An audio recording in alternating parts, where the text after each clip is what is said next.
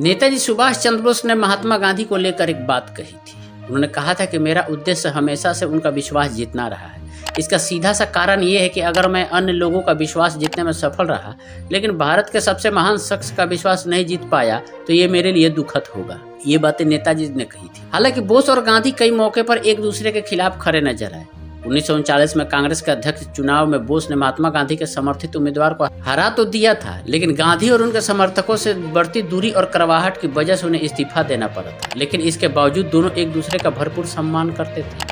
ये बात हम इसलिए कर रहे हैं क्योंकि तमिलनाडु के राज्यपाल RN रवि ने हाल ही में कहा था कि नेताजी और महात्मा गांधी के संबंधों को रियलिटी चेक देने की जरूरत है। तमिलनाडु के राज्यपाल RN रवि ने नेताजी की 127वीं जयंती के मौके पर चेन्नई में एक कार्यक्रम को संबोधित करते हुए कहा था कि अगर आप महात्मा गांधी के नेशनल फ्रीडम मूवमेंट के इतिहास को उठाकर देखें तो पता चलेगा कि यह आंदोलन ज्यादा प्रभावी नहीं था, लेकिन तथ्य ये है कि एक भारतीय देश की आज़ादी के लिए अंग्रेजों से लड़ रहा था।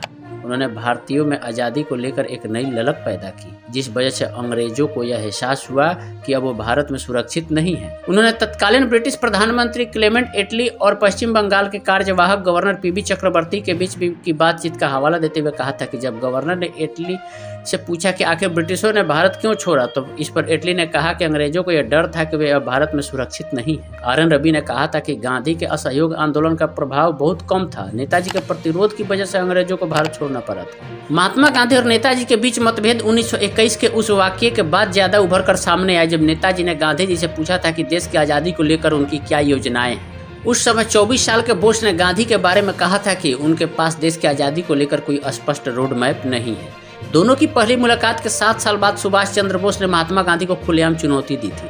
दरअसल 1928 में कांग्रेस के अधिवेशन में महात्मा गांधी ने एक प्रस्ताव पेश किया था। ये प्रस्ताव भारत को डोमिनियन स्टेटस का दर्जा देने से जुड़ा था। डोमिनियन स्टेटस पूर्ण स्वतंत्रता नहीं देता था, इसलिए सुभाष चंद्र बोस ने इसका विरोध किया था। 1929 के लाहौर सत्र के बाद गांधी जी ने नेताजी को लिखा था, तुम्हें समझना मुश्किल होता जा रहा है। मैं चाहता हूं कि आप मेरी इन उम्मीदों पर खरा उतरे जो देश बंधु ने आपके बारे में मुझे बताई थी। उन्होंने मुझे बताया था कि आप एक बुद्धिमान, तेजस्वी और दृढ़ इरादे वाले शख्स हैं। आगामी सालों में कई मौके पर बोस और गांधी के बीच विवाद सामने आए। बाद में नेताजी सुभाष चंद्र बोस जेल भी गए और 1932 में वह निर्वासित होकर यूरोप चले गए। यूरोप में निर्वासन के दौरान उनकी मुलाकात कई यूरोपीय नेताओं और भारतीय छात्रों से हुई। वो बेनिटो मुसोलिनी से भी मिले और उन्होंने नाजीवाद और फासीवाद का उभार भी देखा। यह वह समय था जब उनके नजरिए का विस्तार हुआ और उन्होंने सिस्टमैटिक तरीके से योजनाएं तैयार की, और वो भी सिर्फ गांधी की राजनीति की और पुरजोर तरीके से आलोचना करने के लिए। गांधी को आंख मूंद कर फॉलो करने के आरोपों पर जवाब देते हुए नेताजी ने 1934 में कहा था कि महात्मा गांधी के अनुयायियों के प्रभुत्व वाली कांग्रेस कार्यकारी समिति में मेरा कोई विश्वास नहीं है। उन्होंने डॉक्टर विधान चंद्र राय की यह कहकर आलोचना की थी कि उनकी पार्टी ने सांप्रदायिक अवार्ड को लेकर महात्मा गांधी का समर्थन कर बंगाल को नुकसान पहुंचाया है। 1933 में जब गांधी ने सविनय अवज्ञा आंदोलन को रद्द कर दिया, तब बोस और विठ्ठल भाई पटेल ने संयुक्त रूप से बयान जारी कर उन पर निशाना साधा था। इसमें कहा गया था कि हमारा विचार है कि एक नेता के तौर पर महात्मा गांधी असफल हो गए। गांधी फर्नीचर की तरह बेकार हैं। हालांकि उन्होंने अपने समय में अच्छी सेवा की, लेकिन अब वो बाधा बन गए। कांग्रेस के अध्यक्ष के तौर पर 1938 में बोस के चुनाव को गांधी का एक अस्थायी कदम माना गया। गांधी ने वल्लभ भाई पटेल को लिखे पत्र में कहा था कि मैंने देखा कि सुभाष भरोसेमंद नहीं है, लेकिन ऐसा कोई नहीं है जो अध्यक्ष बन सके। उस समय तक गांधी एक तरह से जवाहरलाल नेहरू को भारत के नेता के तौर पर तैयार कर चुके थे और उन्होंने नेहरू को लेकर अपनी पसंद स्पष्ट कर दी थी। दूसरे विश्व युद्ध में ने बोस और महात्मा गांधी के मतभेदों को और बढ़ा दिया। बोस ने अपनी खुद की पार्टी बना ली। बोस ने 1939 में विश्व युद्ध में ब्रिटेन का समर्थन करने के गांधी के विचारों को खारिज कर दिया था। बोस 1940 में जेल गए और अगले साल 1941 में जर्मनी चले गए। बोस अंग्रेजों के खिलाफ सेना तैयार करना चाहते थे, लेकिन गांधी का विचार था कि भारत आज़ादी हासिल करने के लिए विदेशी ताकत की मदद नहीं लेगा।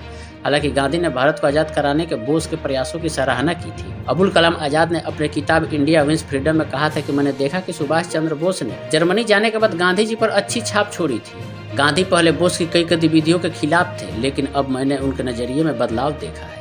बोस ने गांधी के भारत छोड़ो आंदोलन का समर्थन किया था, लेकिन उन्हें डर था कि गांधी और कांग्रेस कहीं आज़ादी को लेकर अंग्रेजों से समझौता न कर ले। दोनों के बीच तमाम विरोधाभासों के बावजूद बोस एक तरह से गांधी का बहुत सम्मान करते थे। बैंकॉक से लौटने के बाद नेताजी ने कहा था कि आज के दिन दुनिया भर में फैले भारतीय महान नेता महात्मा गांधी की 75वीं जयंती मना रहे हैं। ऐसे अवसर पर उस शख्स के जीवन से सीखने की जरूरत है जिनका हम सम्मान करते हैं और प्यार करते हैं। यह भी भूलने वाली बात नहीं है कि बोस ही वह पहले शख्स थे जिन्होंने 6 जुलाई 1944 में गांधी को राष्ट्रपिता की उपाधि दी थी। वह गांधी की पत्नी कस्तूरबा गांधी को भारतीयों की मां कहकर बुलाते थे। 1944 में ब्रिटिश कस्टडी में कस्तूरबा की मौत के बाद उन्होंने गहरी संवेदना भी जताई थी। वहीं 18 अगस्त 1945 को विमान दुर्घटना में नेताजी की मौत की खबर जब गांधी को पता चली तो उन्होंने कहा था कि मुझे लगता है कि बोस अभी भी जीवित है और वह सही समय आने पर सामने आएंगे। बोस ने बेशक कई मौके पर गांधी की आलोचना की हो, लेकिन भारत के स्वतंत्रता संग्राम में उनकी भूमिका को सम्मान करते हैं।